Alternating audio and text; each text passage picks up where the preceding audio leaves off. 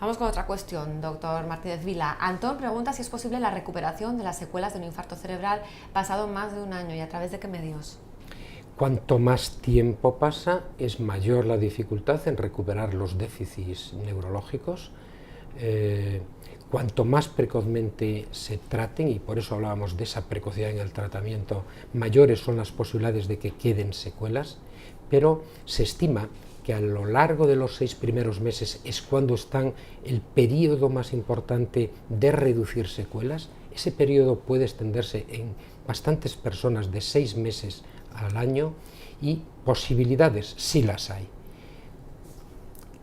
Cuanto más tiempo, menores, pero sí las hay. Hoy en día tenemos técnicas de neurorehabilitación extraordinariamente eficaces que pueden ayudar en buena parte a este grupo de pacientes a mejorar los déficits neurológicos.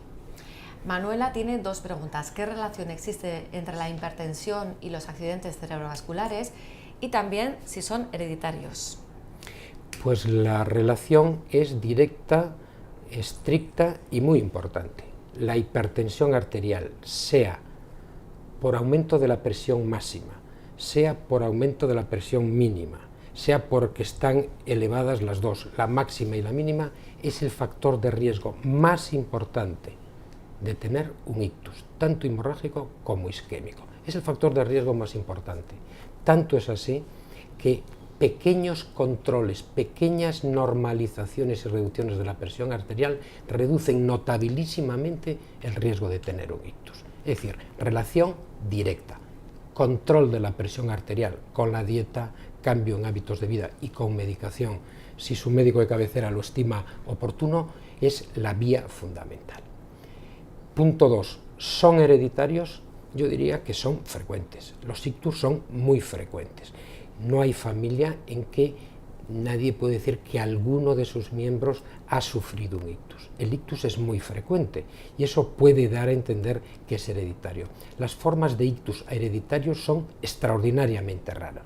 Lo que sí se hereda es la diabetes, el tener una mayor capacidad para desarrollar hipertensión arterial, para tener un aumento del colesterol. Y si heredamos esos factores de riesgo, heredamos también el mayor riesgo a tener un ictus. Muchas personas en la población tienen caries y eso no quiere decir que la caries se herede. Es decir, algo parecido sucedería con el ictus. Que es la frecuencia. Que es muy frecuente. Hacía mención en esta respuesta que ha dado a la dieta. Precisamente tenemos una cuestión sobre el colesterol de un internauta que dice que tiene el colesterol alto, que está en tratamiento y pregunta si debería realizarse algún tipo de control para prevenir un accidente cerebrovascular. Si tiene el colesterol alto, se le ha detectado y se ha tratado, enhorabuena, porque el riesgo de tener un ictus y de tener un problema coronario también se ha reducido notablemente. Lo que hay que hacer ahora es vigilar periódicamente que esos niveles de colesterol se mantienen en el rango normal, que lleva una dieta pobre o exenta en grasas animales. Si ese colesterol ha estado en concentraciones elevadas durante mucho tiempo antes de que se controlase, puede que haya condicionado depósitos, placas de ateroma en las arterias y haya producido estrecheces. Puede, no quiere decir que lo haya hecho. Si eso es así, una de las pruebas más importantes que se puede hacer es, mediante ultrasonografía, hacer una ecografía de las arterias carótidas y detectar si hay placas de ateroma. Eso sería el aspecto fundamental. Nos escribe también Joan: sufrí un ictus hemorrágico hace 6 años y ahora me gustaría saber qué tipos de pruebas me pueden hacer para comprobar que la situación no haya empeorado y que no se vuelva a repetir. Muchas gracias por su atención y saludos, le manda. Pues muchas gracias por la pregunta, porque es muy oportuno. El hecho de sufrir un ictus isquémico o por falta de riego o un ictus hemorrágico implica que esa persona tiene riesgo de poder repetir ese ictus. Por lo tanto, para reducir ese riesgo, lo esencial es saber por qué yo he tenido un ictus y en concreto este tipo de ictus. controlar las causas que llevaron a producir ese ictus y realizar revisiones periódicas. Controlando los factores de riesgo vascular que hemos comentado y haciendo revisiones neurológicas periódicas, a veces también, en caso de ictus hemorrágico, con una exploración cerebral que visualice los vasos sanguíneos, como puede ser la resonancia magnética, se puede uno hacer una idea de cómo está el cerebro y la vasculatura cerebral en este paciente. Paso a leerle el email de Ana. Según tengo entendido, dice: las infecciones crónicas pueden aumentar el riesgo de infarto de cerebro, ya que el sitio en el cuerpo donde más gérmenes hay, dice, es el colon. ¿En qué medida los lavados con enemas pueden disminuir la posibilidad de infarto en el cerebro? Bueno, aquí se mezclan dos aspectos que pueden estar relacionados, pero que son muy distintos. Se ha descrito y se conoce que infecciones pueden asociarse a un mayor riesgo de ictus. Y en efecto, las infecciones respiratorias de repetición, infecciones urinarias de repetición, pueden asociarse a un mayor riesgo de que una persona tenga un ictus, porque condicionan un estado muchas veces de hipercoagulabilidad en la sangre, pueden producir alteraciones inmunológicas, crear problemas inflamatorios, facilitar el desarrollo de la placa de ateroma, pero deben ser infecciones muy repetidas, deben ser infecciones crónicas durante mucho tiempo y se asocian a un mayor riesgo. Sobre todo, aparte de las que he comentado, las infecciones periodontales. Nos comentaba el internauta de infecciones o bacterias en el colon. Pues afortunadamente todos tenemos bacterias en el colon y la flora intestinal es necesario para la vida normal de las personas.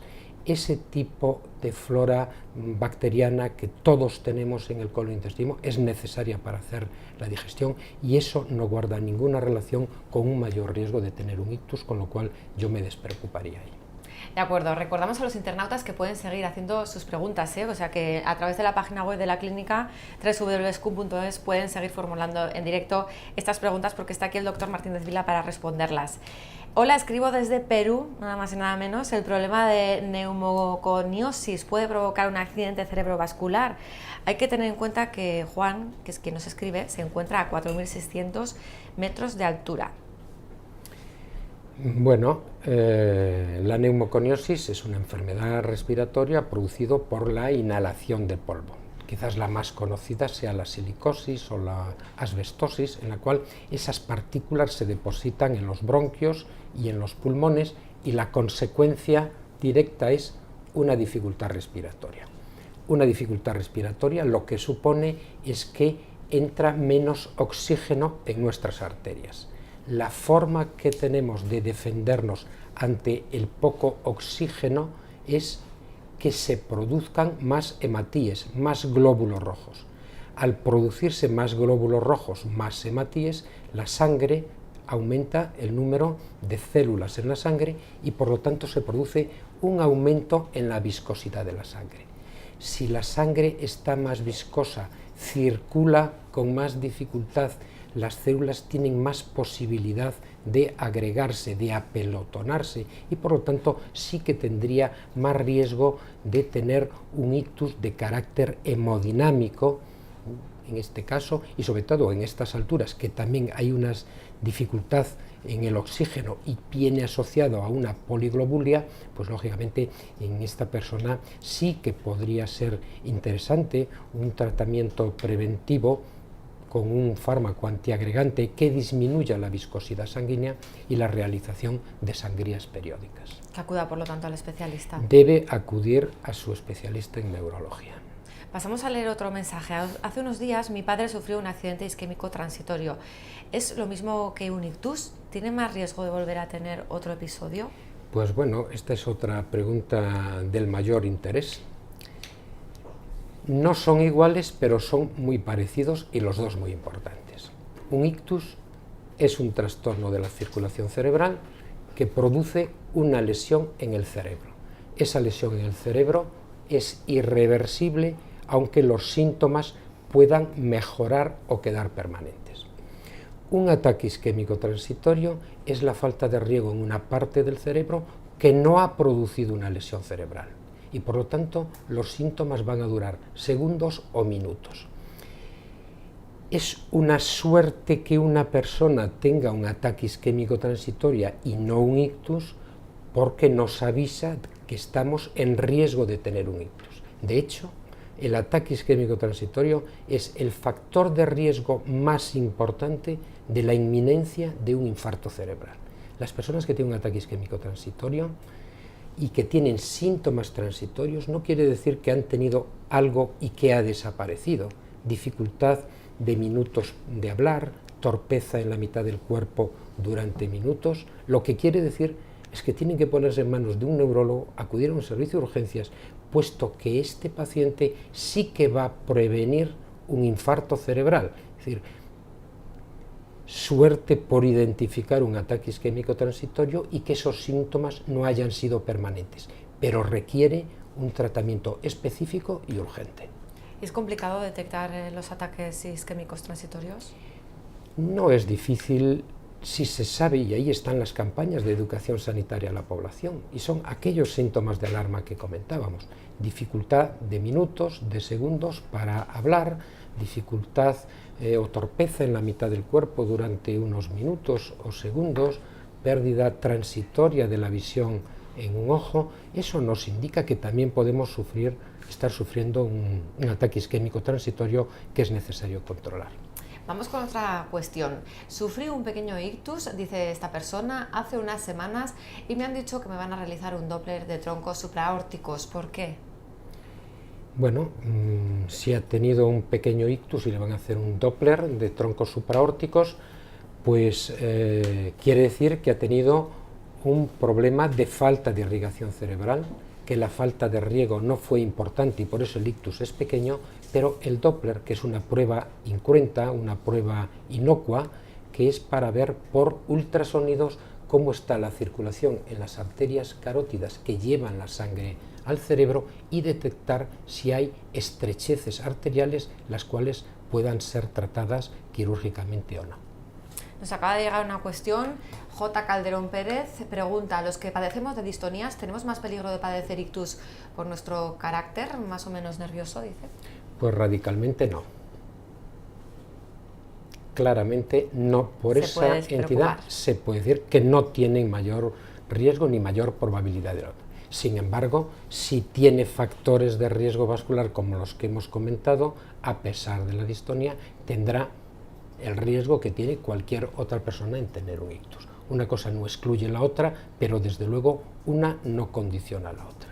Hablaba hace unos momentos, antes de esta pregunta, sobre los síntomas del ictus y tenemos esta cuestión de este internauta que describe: por desgracia, tengo en mi familia 2 personas que han padecido un accidente cerebral.